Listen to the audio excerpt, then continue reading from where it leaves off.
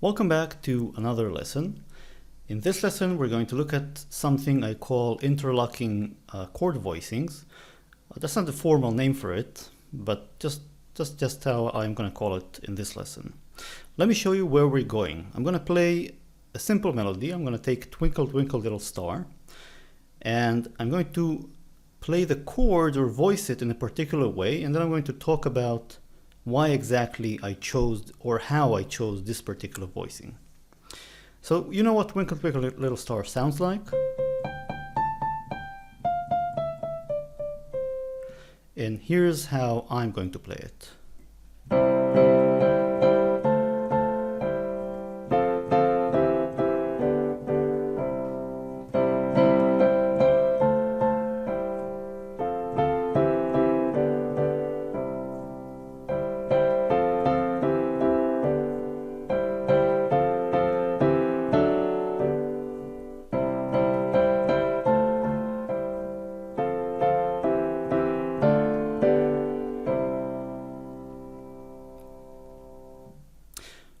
If you want to hear exactly why I chose this voicing or how I chose this voicing, then stick around and I'll show you.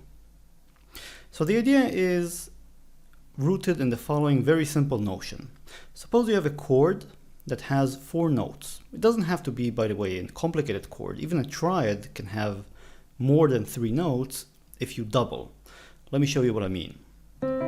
Here's a C major chord. Right? You have the C, E, and G, and you can just double the C. Now this is going to work only when you have a tight chord voicing, so when you have all of the notes right after the other. What I'm going to do is I'm going to take the first and third notes of the chord, right? I have 4 notes, 1, 2, 3, 4. So I'm going to take the middle, the first and the third notes, and I'm going to transpose them down an octave. So I'm playing the exact 2 notes, C and G, an octave below, and I'm keeping the E and the C up here. And this creates a nice spread, a nice open voicing for the chord. And you can do this with any chord that has 4 consecutive notes. Let me give you another example. Here was the C. Instead, I'm going to play an F. Now, this isn't F in the root form, it's actually one of the inversions. It's the second inversion. And the notes are C, F, A, and C.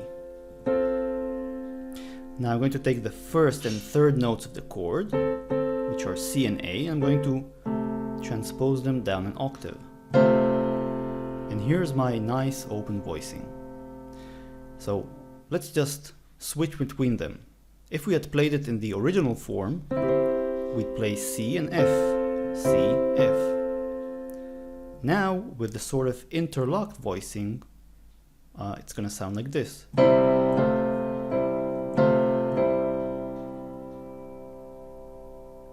So, I hope you get the general idea. Now let's look at Twinkle Twinkle Little Star. I'm going to assume that you know what the chords are, that you have some sheet music that has the melody and the chords, and that you're interested in voicing them in an interesting way. So Twinkle Twinkle Little Star is C, C, C, C. I'm pronouncing the names of the chords. So it's C, F, C, F, C, G, C. Again, C, C, F, C, F, C, G, C. And now we have C, F, C, G, C, F, C, and then I played a D9 and a G. And then back to the beginning. C, F, C, F, C, G, C. All right, so we have this song and we know the notes and the chords. And now what we're interested in is playing this in the way that I've shown you in the beginning. And I'm going to show you that there's really only one way of doing so. And the way is the following. So each note here is associated with a chord. So what I'm going to do is I'm going to take, for example, here's the first note, it's a C, and I'm going to build down the C major chord triad from it. So the C major triad is made of the notes C, E, and G. So I'm just going to start adding them, going down from a C. I have a C, then the next note below it is a G, then an E, then a C. Now, when I hit this G note, I'm going to play or revoice the C. So I'm now going to, starting from the G, I'm going to build down. I have a G, an E, a C, and a G. Now the next notes, two notes, are an A. And these are on an F. So I'm going to build the F downwards. So these are the notes of the F major chord. They're F, A, and C, but I'm just starting from A, F, C, A. And then I'm going to go back to the C. So what I'm doing is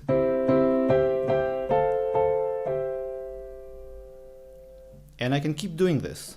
For example, here's the next two notes are two Fs, so I'm gonna, and they're on an F major chord, so I'm gonna build down the F major chord. F, C, A, F. The next two notes are two E's, and these are on a C major chord. Again, C major is just a C, E, and a G. And I'm gonna build it down. I'm gonna start with an E, then C is the next note, G is the next possible note, then an E. And then finally, the next two notes are two Ds, and these are on a G major chord. So again, the G major chord is a G, B, and a D. So starting from the D, I build down B, G, and D. And back to a C major. So playing it all in sequence, I get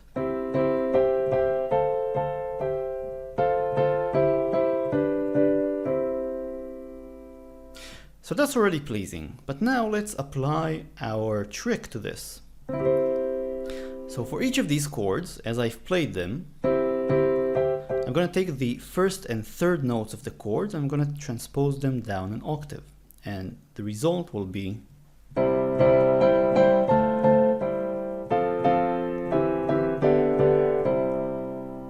Let's work through a couple of chords slowly so you can see how this happens.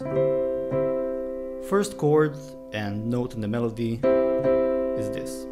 So I'm going to take the first and third notes, they're the C and the G, take them down an octave. Next chord is again a C, but now I'm going to take the G and the E and take them down one octave. So the first two chords, they're both C but different voicings. Let's look at the next chord.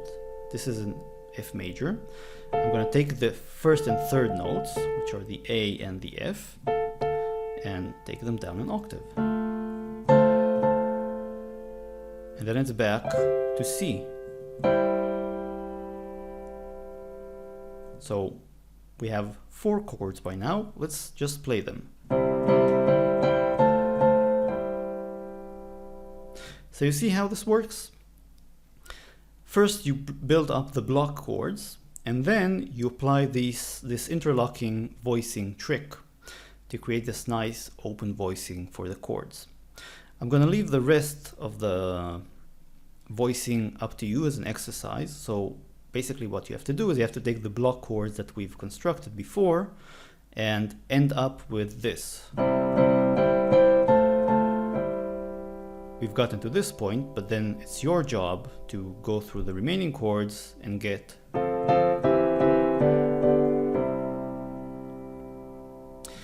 and then if you are adventurous and you want extra credit, then try going for the second part of the song as well.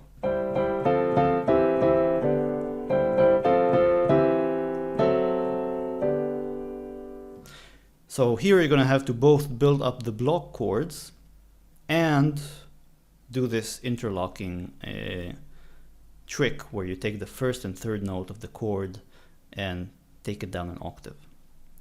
That's it. It's a simple trick. It makes sometimes chords sound more spacious and open, especially if that's the kind of effect that you're after.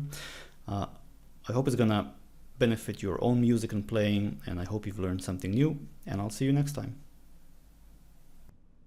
If you've made it this far, then I'm happy to put in a shameless plug for my sister's online jewelry store.